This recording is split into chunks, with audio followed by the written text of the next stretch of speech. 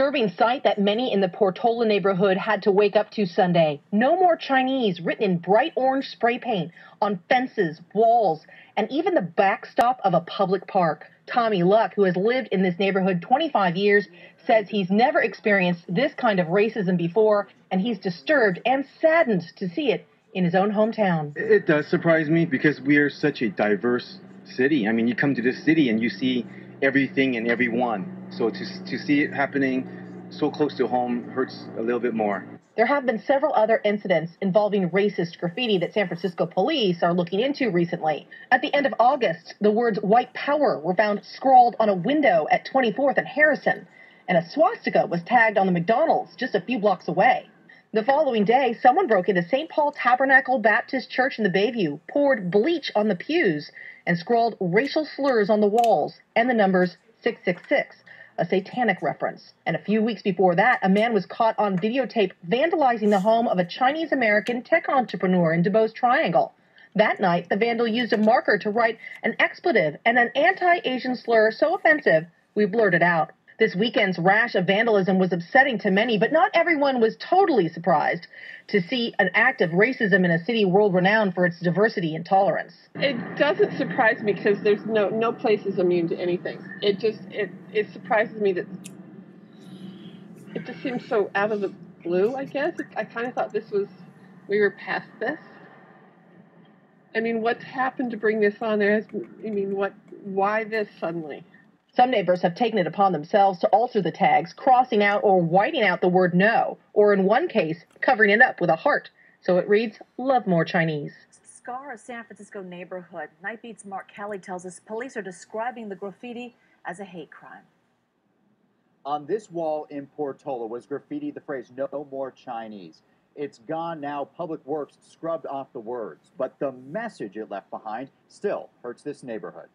That's just something outrageously unacceptable. Andy Yang is of Chinese descent and has experienced racism firsthand. But he says having that hate plastered all over his neighborhood, from this corner building to the back of a grocery store, takes it to a whole new level. This is what people want to advocate. There's no hope in this great city in the world. People in Portola are proud of their little neighborhood in San Francisco's southeast corner, calling it a true American melting pot. How long have you lived here? 15 years. Have you ever seen anything like this? No, that's the first time. But now, many here wonder, has that melting pot come to a roaring... Please, conflict. Not long after the tagging, someone was quick to send a message right back at the vandals, painting over the no so the graffiti reads "More Chinese" instead. By nightfall, Public Works was scrubbing away, but some worry no amount of washing will completely get rid of the hate. It makes me think maybe racism will never end. On the Night Beat, I'm Mark Kelly. A 62-year-old man is behind bars tonight accused of spraying racist graffiti across a San Francisco neighborhood. We first talked to upset neighbors about that graffiti on Monday. Now, police believe they have found the person responsible. Crop Force Dan Kerman is live in San Francisco tonight with reaction to today's arrest. Dan. Well, police credit help from the community in making this arrest. It happened just yesterday. The man now behind bars, John Shanone, and they are saying that they believe he will be charged, could be as early as tomorrow or the next day. As you see behind me, though, the racist graffiti has since been painted over.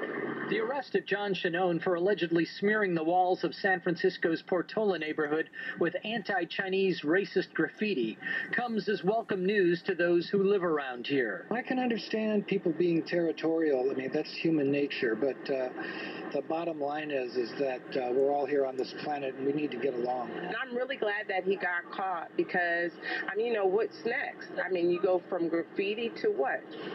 To actually hurting somebody. While there's no indication that this graffiti was the precursor to violence, the fear of racism and violence is something many in this neighborhood deal with on a daily basis. Our whole family moved here, so it's kind of a concern for me. Is it safe for my parents to walk out to the street since all these things happened before? So that's my only concern. Shanone, who lives in San Francisco, has been booked on 5 counts of felony hate crime and 5 counts of felony vandalism. vandalism. Police will not say if he has a criminal history or what his motive may have been. Police plan to turn the case over to the district attorney tomorrow. Then the DA will decide what charges will be filed against Shannone. Live in San Francisco, Dan Kerman, Cron. Against hate speech. Today, there were 2 rallies held in San Francisco denouncing the man arrested on Tuesday for allegedly spray painting anti-Chinese graffiti in the Portola Valley neighborhood. That's where we find Crown Force Philippe Jagal tonight. He is live at Palenque Park, where the second rally just wrapped up a short time ago. Philippe. Pam, this neighborhood's still in disgust over what's transpired here over the last week, and despite there being an arrest of the alleged racist tagger, some fear that the hate will repeat itself.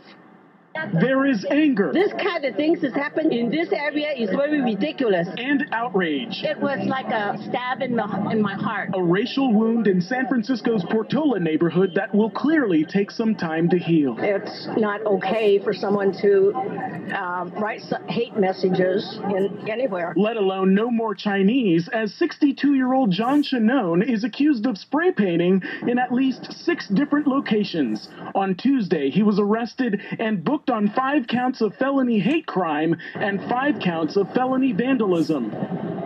At a rally in Palenque Park, people are still upset. You do this to the Chinese, you can do to everyone. You know, that is very unfair for us. It's scaring us. Police officers also attended the rally, as did Supervisor David Campos. And in San Francisco, an attack against one of us is an attack against all of us.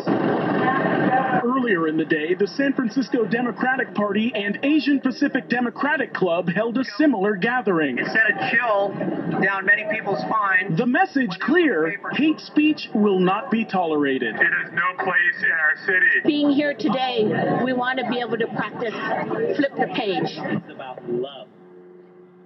One woman tells me that her family has lived in this neighborhood for more than 50 years and that she's never felt more violated. Live in San Francisco tonight, Philippe Jagal, Cron 4 News.